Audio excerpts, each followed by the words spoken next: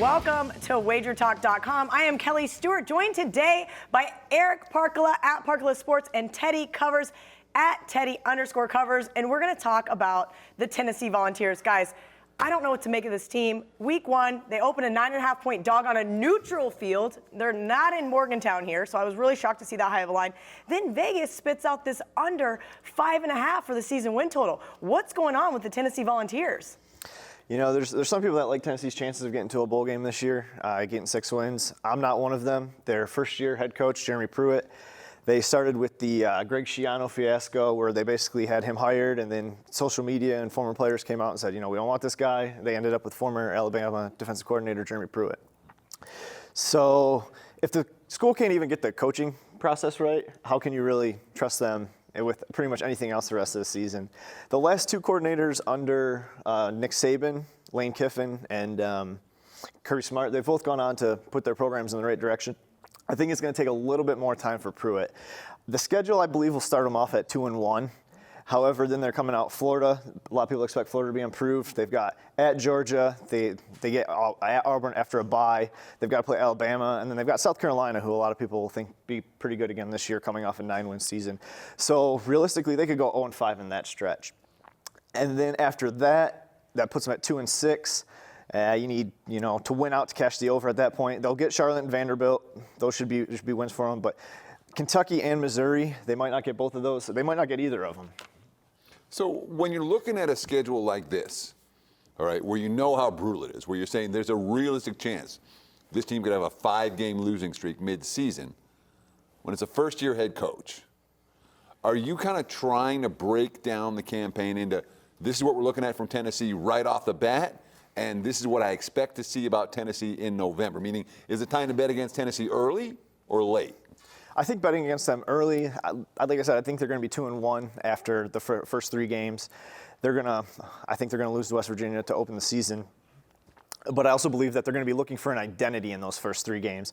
And then after those first 3 games, they're going to go into that really tough 5-game stretch where, as a defensive-minded coach like Pruitt will be, it might be a little difficult for them to truly find that identity when they're trying to win games against this very tough slate. So let me ask you this also. Do you think there's any structural issues with the Tennessee program? I mean, this is a squad that won a national championship 20 years ago and was competing at that level consistently throughout the 90s and really for most of the Phil Fulmer era. The last decade or so, this program hasn't just fallen off. It's really fallen off. Is this a situation where Tennessee's just not coming back to where it was? It's going to take some time for them to come back. It seems like they've struggled even under, Butch Jones. They had a couple of 9-win seasons, and even then they didn't seem like they've played up to their potential. They have a ton of talent every year. It seems like they get decent recruits, and they just really struggle to win the football games. So when we look at this Week 1 game against West Virginia comes in with a fair bit of hype. Mm-hmm. Certainly Will Grier is a QB that has legitimate Heisman potential. There's been a lot of talk about Holgerson's offense and what it's going to do this year, that it's as good as he's got in the defense. Should be solid. 9.5, you think that's cheap to lay with West Virginia? There's a lot of wise guys, and Kelly was saying, man, that number seems a little bit high.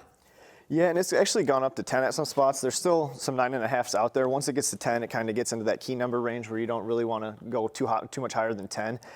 But the big matchup here is Will Grier. He's got great wide receivers at West Virginia, and Tennessee's defensive backs, they're very inexperienced. They lost both their starters from last year. They were so concerned about the depth at that position that they brought in a running back to actually fill some voids at DBs. So it'll be interesting to see how Will Grier and those wide receivers stack up against those DBs. West Virginia's offense, pretty good, one of the best in the country with Will Grier. 39 points per game with him, just under 20 without him. Good stuff, you guys. So wait, Eric, now I need a little refresher. So you're thinking I should lay the points with the Mountaineers, who I'm not really that high on this year. That aside, I know this is kind of supposed to be a Tennessee video. Tennessee's going to struggle in a very tough conference, and you're saying lay the 10 points before it gets higher, because by Saturday it's going to probably be maybe even 10.5.